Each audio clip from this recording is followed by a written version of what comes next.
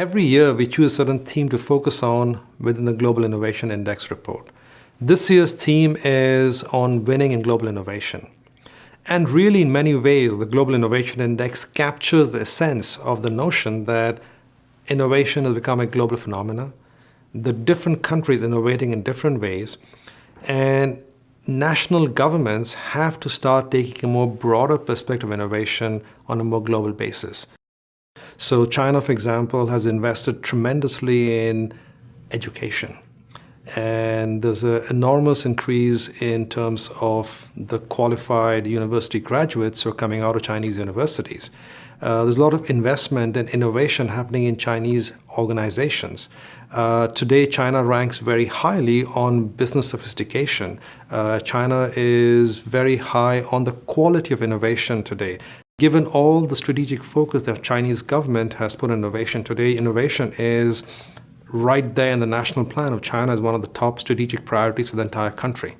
Latin America is a region where clearly we believe that there is untapped potential for the economies to do more and succeed more in innovation.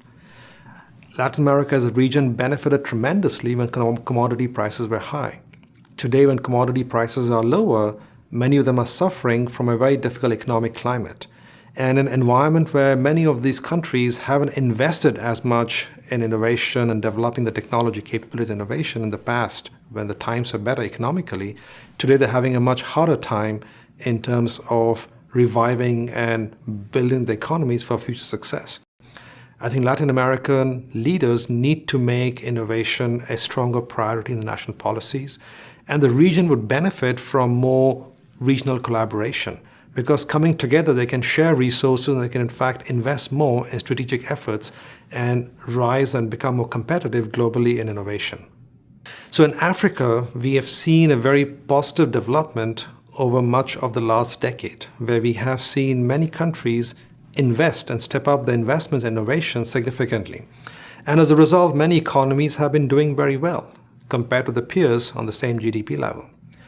Now, in recent years, with the decline in commodity prices, that has put some pressure on some of these countries, and there's a necessity for these countries to keep on investing in innovation.